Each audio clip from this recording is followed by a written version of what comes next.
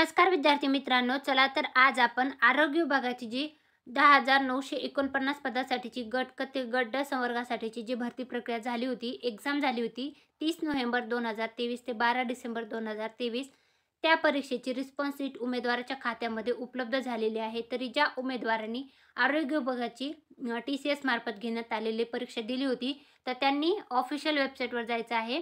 त्यानंतर त्यांचा registration number टाकायचा आहे, पासवर्ड टाकायचा आहे, कॅप्चा टाकायचा आहे. त्यानंतर लॉग इन करायचं आहे. लॉग इन केल्यानंतर तुमच्यासमोर तुमचं अकाउंट ओपन होईल. त्याच्यामध्ये तुम्हाला आय बटन दिसेल. त्याच्यावर जाऊन तुम्हाला तुमचं रिस्पॉन्स शीट चेक करायची आहे. तर ही होती आरोग्य विभागाची जी एक्झाम घेण्यात आलेली आहे, तर त्याची रिस्पॉन्स शीट ओपन झालेली आहे. तरी ज्या उमेदवारांनी फॉर्म भरला होता, परीक्षा दिलेली आहे आरोग्य विभागाची विविध पदासाठी झालेले पेपरचे रिस्पॉन्स शीट उमेदवाराच्या खात्यामध्ये उपलब्ध झालेले आहे. त्यांनी त्यांची रिस्पॉन्स शीट चेक करून घ्या.